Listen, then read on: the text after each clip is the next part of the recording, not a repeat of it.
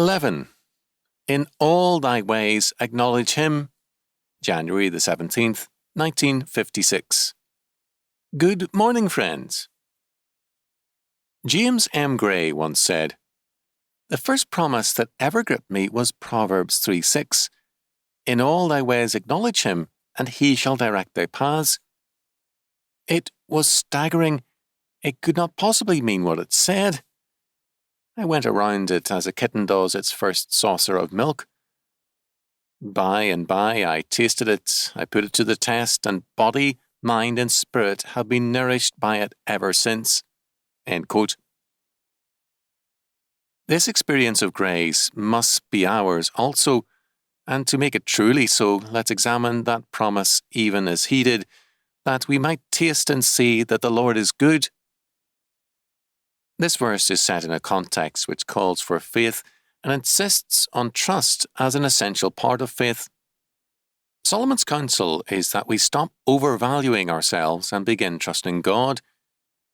Trust in the Lord with all thine heart, and lean not unto thine own understanding. Proverbs 3:5. Be not wise in thine own eyes. Fear the Lord and depart from evil.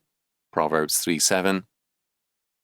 To place a high value on our own wisdom and to be confident of our own ability to govern our lives inevitably places us on easy terms with evil.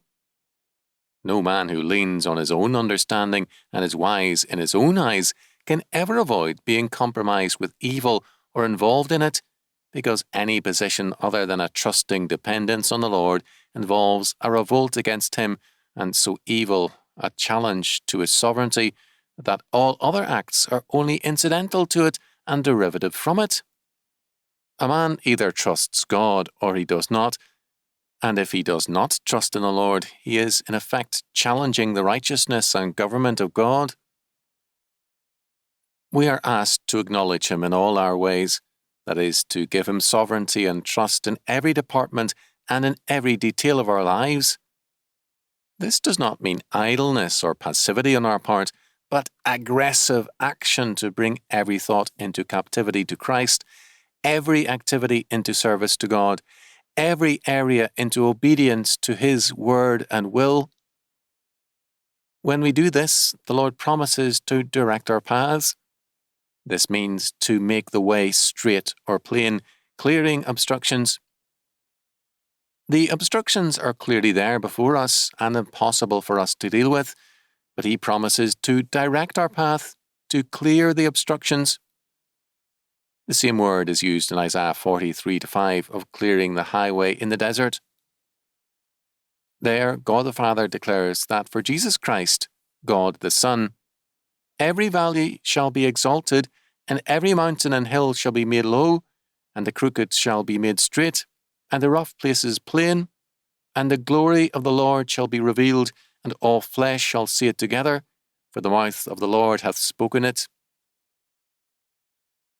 What the Lord God did for his Christ, in and through him, he offers to do for us, to direct our paths, to clear it of all obstructions, never to our glory, but always to his. Moreover, trust and obedience on our part will be health to our bodies and marrow to our bones. Proverbs 3:8. This offer is clear-cut and without equivocation.